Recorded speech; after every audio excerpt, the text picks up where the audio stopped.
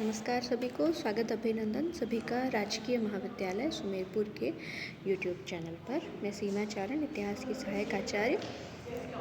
मध्यकालीन सल्तनत काल में जो भारत में उत्तर भारत और दक्षिण भारत दोनों में ही जब जब सल्तनत कमज़ोर हुई तब नए प्रांतों की, नए राज्यों की स्थापना हुई। ये राज्य अपनी शक्ति धीरे धीरे कभी बढ़ाते चले गए। आपस में इन राज्यों में इतिहास भी संघर्ष का इतिहास रहा है। इन्हीं संघर्ष के कारण आपसी जो मनमुटाव थे, आपसी जो एक दूसरे के भीतरघात करने की कमजोरियों के कारण इन राज्यों का आखिरकार विघटन भी हुआ।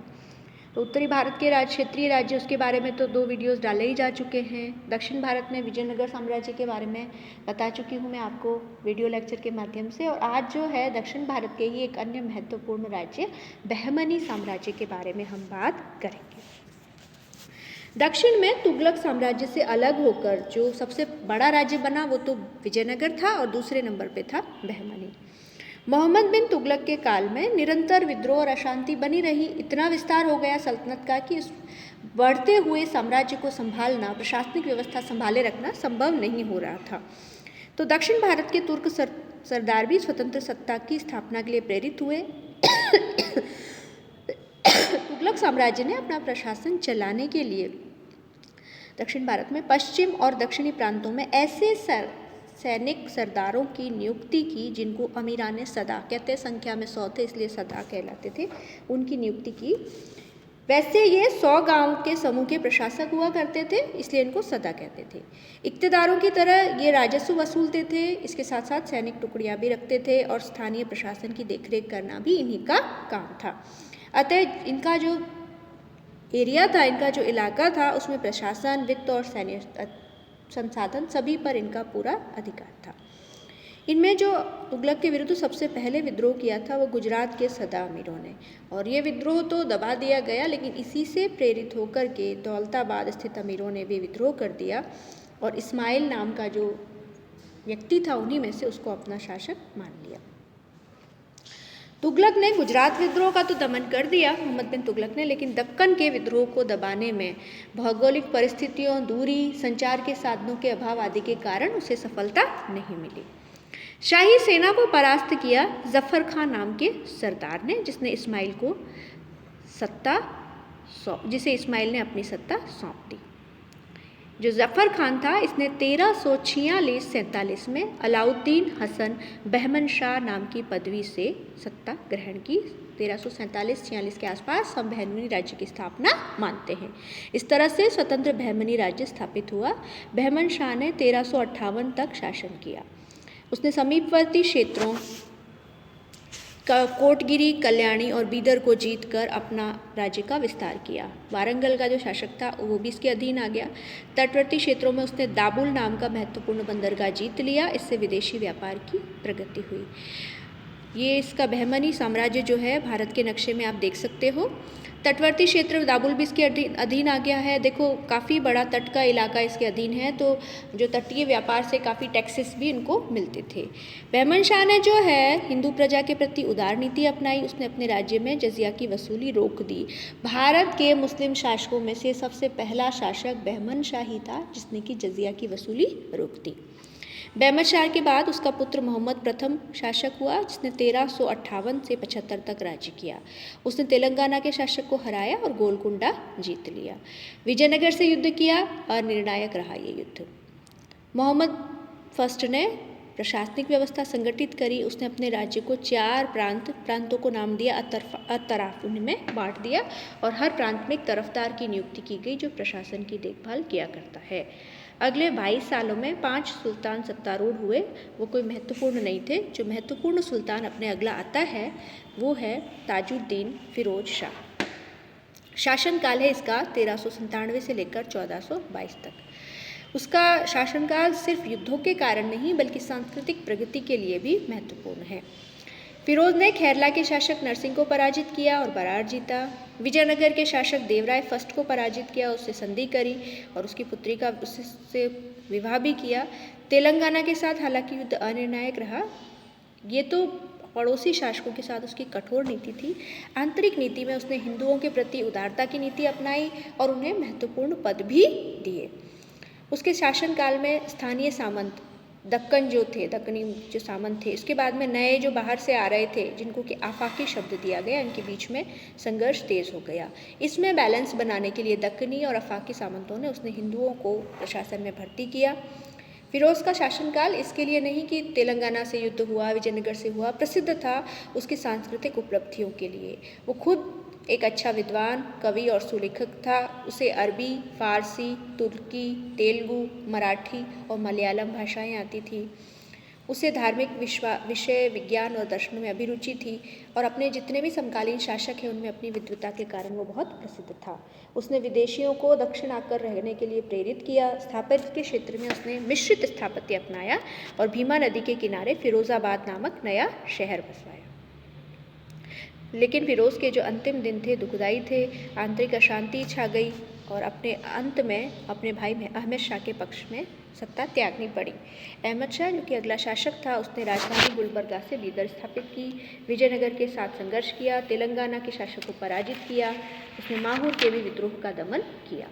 गुजरात पर चढ़ाई की लेकिन उसमें सफलता नहीं मिली। अहमद शाह जो है बाहर चाहे कितना भी कठोर क्रूर शासक हो, आंतरिक जीवन में उदार और विनम्र व्यक्ति था। उसे वली या संत की उपाधि दी जाती है। दक्षिण के प्रसिद्ध संत केसु दराज से उसका घनिष्ठ संबंध था। उसका शासनकाल भी अस्थिरता का काल रहा, जिसमें दक्कनी और आफाकी इनके बीच में संघर्ष तीव्रतम होता चला गया। आगे चलकर उसके पुत्र अहमद द्वितीय को इन्हीं जो राजनीति थी दलगत, उसके कारण कठिनाइयाँ अपनानी पड़ी। इसी दौर में एक नया जो है सितारा उदित हुआ बहमनी के क्षितिज पर, जिसको कि हम महमूद गवा कहते हैं। अब हम बात कर रहे थे अहमद द्वितीय, जो कि कठिनाइयों का सामना करना पड़ रहा था। उसके पड़ोसी तेलंगाना, गुजरात, खानदेश, विजयनगर, मालवा, उड़ीसा, उनके साथ कई युद्ध हुए लेकिन कोई खास परिणाम नहीं निकला। उसके शासनकाल में महमूद गवा का उत्कर्ष शुरू हुआ, जो कि बहमनी साम्राज्य का सबसे योग्य प्रधानमंत्री साबित हुआ। महमूद गवा के प्रभुत्व का काल निज़ामुद्दीन अहमद के समय आरंभ हुआ। निज़ामुद्दीन अहमद जब राजा बना तो सिर्फ 8 वर्ष का था और महमूद गवा उसका संरक्षक था। गवा जो है ईरानी मूल का व्यक्ति था। मैंने बताया दक्कन की राजनीति में जो दक्कनी मूल के सामंत थे और बाहर से जो आफाकी आए थे उनके बीच में संघर्ष चल रहा था। उसने उड़ीसा के गजपति शासकों को हराया, गुजरात के साथ मैत्री संबंध स्थापित किए। मालवा के शासक महमूद खिलजी ने बहमनी साम्राज्य पर आक्रमण किया, उसको भी विफल कर दिया। उसकी जो सबसे बड़ी उपलब्धि मानी जाती है वो है गोवा पर अधिकार, जो कि 1472 में हुआ। 1473 में बेलगाम भी जीत लिया गया और पश्चिमी समुद्र तट पूरा का पूरा इनके पास आ गया। तब बहमनी साम्राज्य अरब सागर से बंगाल की खाड़ी तक फैल गया। महमूद गवा का सबसे बड़ा योगदान ये था कि इतनी आंतरिक समस्याएं थी, गुजरात से, उड़ीसा से, खानदेश से, तेलंगाना से, विजयनगर से, मालवा से, सभी से जो है लगभग युद्ध चला करते थे और आंतरिक प्रशासन में भी आफाकी और दक्कनियों का संघर्ष चलता था।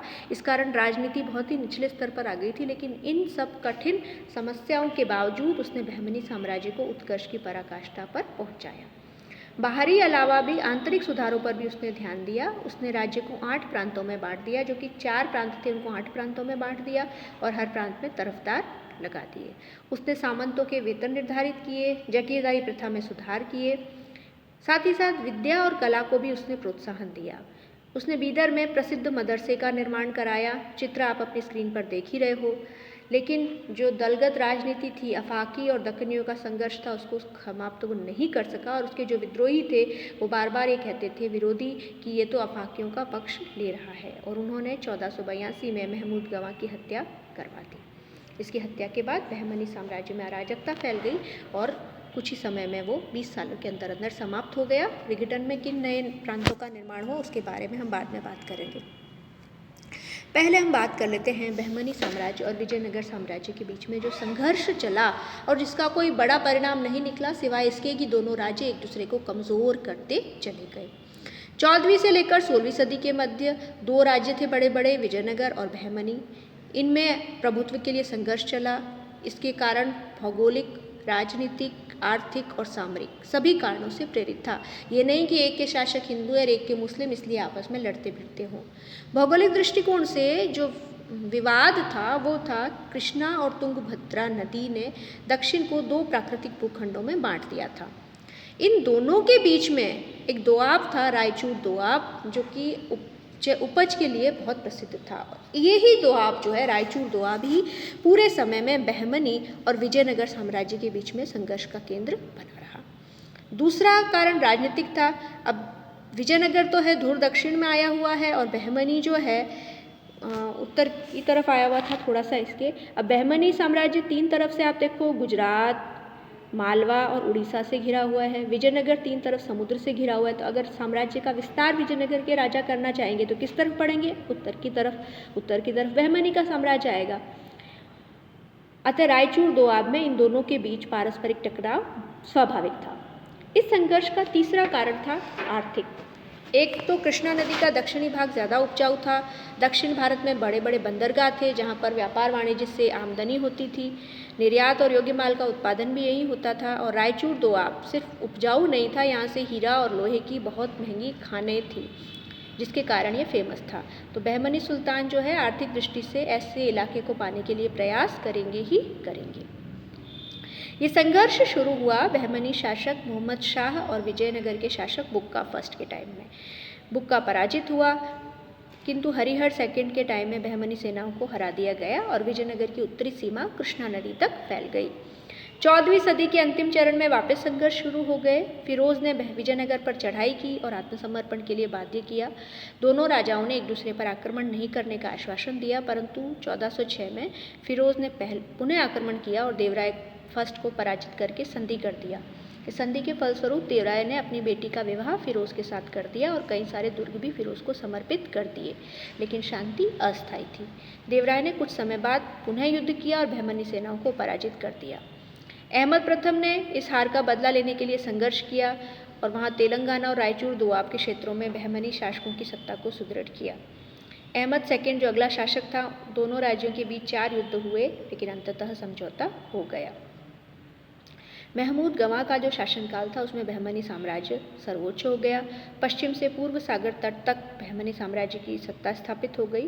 15वीं सदी के अंत तक बहमनी साम्राज्य का विघटन हो गया और उस समय जो है विजयनगर में कृष्णदेव राय आया, जो कि विजयनगर का महानतम शासक माना जाता है। उसने अलग अलग युद्धों में बहमनी राज्य और उसके जो उत्तराधिकारी बाद में राज्य हुए उनको पराजित करके विजयनगर का प्रभुत्व स्थापित कर दिया। और जब बाबर का आक्रमण हुआ तब तक विजयनगर राज्य जो है वो दक्कन का सबसे शक्तिशाली राज्य बन चुका था। अब हम आ जाते हैं बहमनी साम्राज्य के विघटन पे। मैंने बताया 1482 में महमूद गवाह की हत्या कर दी गई। उसके 20 सालों के अंदर अंदर पूरा का पूरा बहमनी साम्राज्य विघटित हो गया और इस क्षेत्र में 5 नए राज्य स्थापित हुए। चित्र आप देख रहे हैं, इनमें अलग अलग राजवंश कायम हुए। पहला जो राजवंश कायम हुआ 1489 में वो था बीजापुर का आदिल शाही राज्य, जहाँ के शासक आदिल शाह की उपाधि धारण किया करते थे। अगला है अहमदनगर का निज़ाम शाही राज्य, 1490 में स्थापित हुआ। उसके बाद बरार का इमाद शाही राज्य 1484 में स्थापित हुआ। सबसे पहले अलग होने वाला था बरार। और उसके बाद गोलकुंडा का कुतुब शाही राज्य, हैदराबाद चार मीनार जिन्होंने बनवाई थी, 1518 में इस राज्य की स्थापना हुई। और सबसे अंत में जो राज्य अलग हुआ वो था बीदर, जहाँ बरीद शाही राज्य की स्थापना हुई।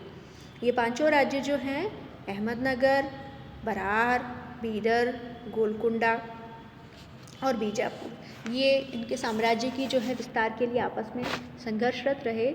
हालांकि एक बार ऐसी स्थिति आई कि 1565 ईस्वी में तालीकोटा का जब युद्ध लड़ा गया तो बहमनी राज्य के जो उत्तराधिकारी राज्य थे अहमदनगर, बीजापुर, बरार, गोलकुंडा, इनने मिलकर विजयनगर पर हमला कर दिया और उसको जो है पूरी तरह से समाप्त कर दिया। लेकिन इसका भी अधिक समय तक फ़ायदा नहीं उठा सके और फिर जो है धीरे धीरे मुगलों की सेनाएं जहांगीर के समय से दक्कन में जो है पर्याप्त रूप से शक्तिशाली होती चली गई। एक और प्रमुख राज्य खानदेश की अगर चर्चा नहीं करूँगी तो यहाँ जो है अपना टॉपिक थोड़ा सा रह जाएगा। इस राज्य की स्थापना की थी मलुक राजा फारूकी ने, तैमूर के हमले के बाद इसको संगठित किया। दक्षिण में ये जो है नक्शा आपने देख ही लिया होगा इससे जस्ट पहले, बहमनी जो विजयनगर का संघर्ष था उसमें खानदेश जो था दक्कन से नहीं लेकिन गुजरात और मालवा के जो स्टेट्स थे इनके बीच में था और दक्षिण से उत्तर तक जाने के लिए खानदेश से मार्ग गुजरता था। इस कारण मुगल सम्राट ने दक्षिण की तरफ जब विस्तार की नीति अपनाई तो पहले तो खानदेश के राजा से मैत्रीपूर्ण संबंध का प्रस्ताव रखा, जिसको स्वीकार भी कर लिया गया, लेकिन बाद में जो उसके उत्तराधिकार ने अकबर के विरोध की नीति अपनाई और मुगलों ने जब अहमदनगर पर हमला किया तो बाधा उत्पन्न की। इससे असंतुष्ट होकर अकबर ने जो है वो खानदेश को अपने साम्राज्य में मिला लिया। इसके अलावा दक्कन में एक और राज्य था माबर, जो कि आधुनिक तमिलनाडु के तटवर्ती भाग में था, जिसकी राजधानी थी मदुरई। सैयद एहसान शाह द्वारा यहाँ नया राज्य स्थापित हुआ था, लेकिन इस राज्य को जो है आगे चलकर विजयनगर द्वारा छीन लिया गया।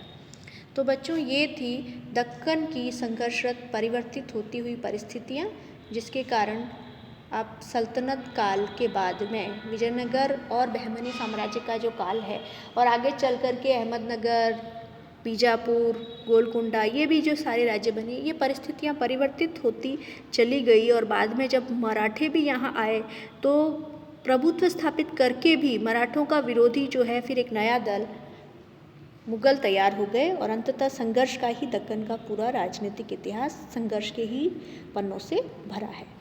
इतना कहकर ही हम वीडियो यहीं समाप्त करते हैं। धन्यवाद।